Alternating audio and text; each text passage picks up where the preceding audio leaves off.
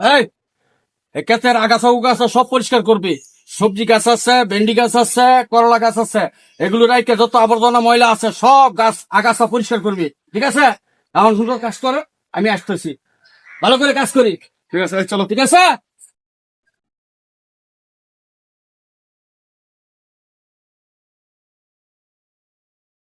ভাই জোবরে আজান দিয়ে আমি নামাটা করে আসি।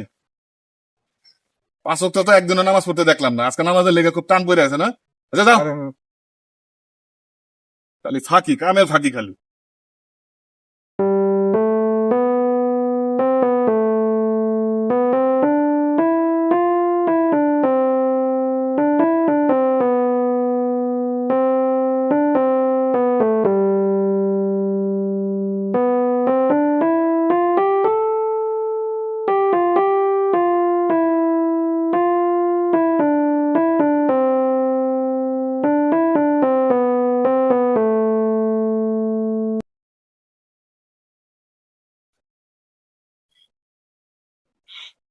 কি হলো ভাই, বলে দিছো কে?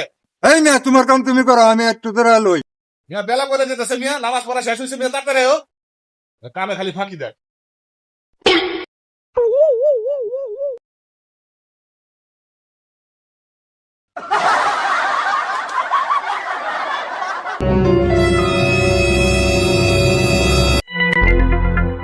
এই মিয়া, এদিকে আয়।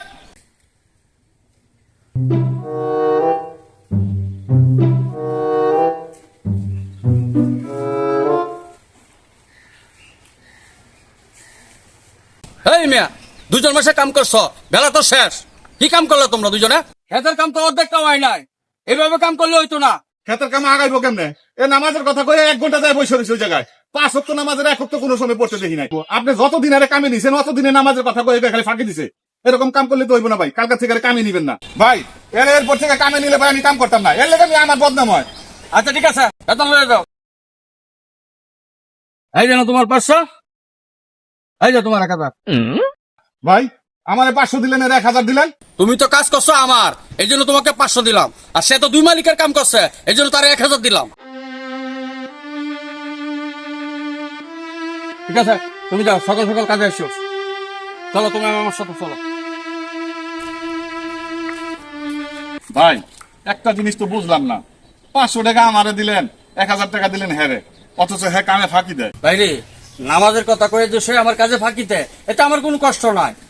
এভাবে নামাজ পড়তে পড়তে সে যে নামাজি হয়ে যা, আমার জন্য অনেক ফায়দা। ঠিক আছে ভাই, তাহলে আমিও কালকা থেকে 5 ওয়াক্ত নামাজ পড়া শুরু করে দিই।